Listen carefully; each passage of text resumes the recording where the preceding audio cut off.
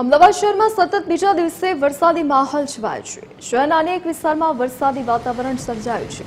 SG highway south Bopal ઇસ્કોનમાં વરસાદ વરસી રહ્યો છે। શિવરંજની શ્યામલ વચવામાં પણ વરસાદ વરસી રહ્યો છે। વરસાદથી રસ્તા પર પાણી વહેતા થયા છે। સવારથી વરસી રહેલા વરસાદથી વાહન ચાલકોને ભારે હાલાકી પડી રહી છે।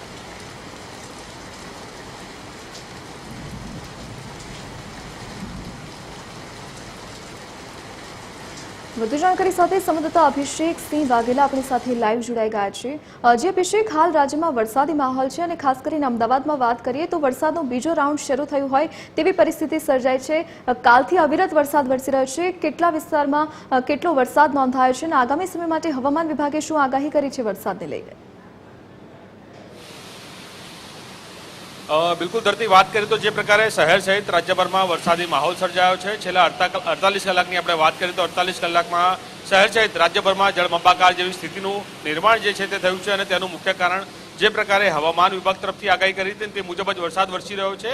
સૌથી મહત્વની બાબત કહી શકાય કે એક સાથે વરસાદી ચાર સિસ્ટમો સક્રિય થઈ છે અને તેના કારણે થઈને આ વરસાદી માહોલ જે છે તે જોવા મળી રહ્યો છે।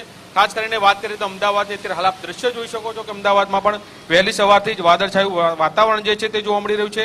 સાથે સાથે કહી શકાય કે જે પ્રકારે અત્યારે હાલ સિસ્ટમો સક્રિય થઈ છે તેની વાત કરીએ તો ઓફશોર ટ્રફ, મોન્સૂન ટ્રફ અને સાયક્લોનિક સર્ક્યુલેશન અને સાથે સાથે લો પ્રેશર સક્રિય થયું છે, એટલે જેના કારણે થઈને અત્યારે હાલ વરસાદી માહોલ જે છે તે જોવા મળી રહ્યો છે।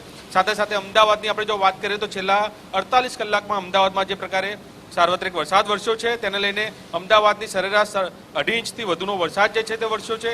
સાથે દક્ષિણ ઝોનની આપણે જો વાત કરીએ તો વટવામાં સૌથી વધુ વરસાદ 6 ઇંચ જેટલો વરસાદ જે છે તે ખાબક્યો છે। તે સિવાયના પૂર્વ ઝોનની વાત કરીએ તો રામોલમાં 5 ઇંચ વરસાદ, મણિનગરમાં 4 ઇંચ વરસાદ, મક્તમપુરામાં 4 ઇંચ વરસાદ, વાસણા અને સરખેજની વાત કરીએ તો ત્યાં 3 ઇંચ વરસાદ। સાથે સાથે પૂર્વ વિસ્તારની જો આપણે વાત કરીએ તો ઓઢવ, વિરાટનગરના સહિતના જે વિસ્તારો જે છે ત્યાં પણ 2.5 ઇંચ કરતાં વધુ વરસાદ જે છે તે પડ્યો છે। સાથે પાલડી, જોધપુરમાં 2.5 ઇંચ વરસાદ, બોપલમાં 2.5 ઇંચ વરસાદ, બોડકદેવ, રાયખડમાં 2 ઇંચ વરસાદ, ઉસ્માનપુરા, સાયન્સ સિટી અને મેમકો સહિતના જે વિસ્તારો જે છે ત્યાં પણ 1 ઇંચનો વરસાદ જે છે તે ખાબક્યો છે। સાથે સાથે સૌથી મહત્વનું કહી શકાય કે જે પ્રકારે ફક્ત શહેરમાં નહીં, ન માત્ર શહેરમાં પરંતુ રાજ્યભરમાં વરસાદી માહોલ જે છે તે જોવા મળી રહ્યો છે। તેની જો વાત કરીએ તો કેટલાક જિલ્લાઓમાં આજે પણ ભારે વરસાદની આગાહી જે છે તે કરવામાં આવી રહી છે। જો તેની વાત કરીએ તો હવામાન વિભાગે અલગ અલગ પ્રકારના એલર્ટ જાહેર કર્યા છે અને તેમાં સાબરકાંઠા, બનાસકાંઠા અને અરવલ્લીમાં અતિ ભારે વરસાદ સાથે ઓરેન્જ એલર્ટ આપવામાં આવ્યું છે। તે સિવાયના જિલ્લાની વાત કરીએ તો પાટણ, મહેસાણા, પંચમહાલ, દાહોદ, છોટાઉદેપુર, નર્મદામાં ભારે વરસાદ સાથે યલો એલર્ટ આપવામાં આવ્યું છે અને તે સિવાય અમદાવાદ, વડોદરા, ખેડા, આણંદ, ભરૂચ, સુરત, ડાંગ, તાપી, કચ્છ, રાજકોટ, ભાવનગર, બોટાદ સહિતના જે જિલ્લાઓ જે છે ત્યાં યલો એલર્ટ સાથે વરસાદની આગાહી કરવામાં આવી રહી છે।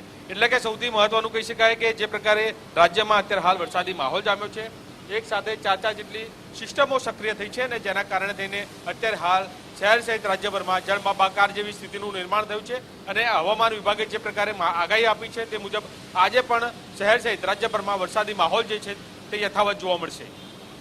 અભિષેક, વિગત સાથે જોડાવા બદલ આપનો આભાર। તો હાલ રાજ્યમાં વરસાદી માહોલ જામ્યો છે। સતત બીજા દિવસે અમદાવાદ શહેરમાં વરસાદી વાતાવરણ સર્જાયું છે। અનેક વિસ્તારોમાં વરસાદ વરસ્યો છે તો ધોધમાર વરસાદને પગલે કેટલાક વિસ્તારોમાં પાણી પણ ભરાઈ ગયા છે। તો આગામી સમય માટે પણ હવામાન વિભાગે ભારે વરસાદ વરસવાની શક્યતા વ્યક્ત કરી છે।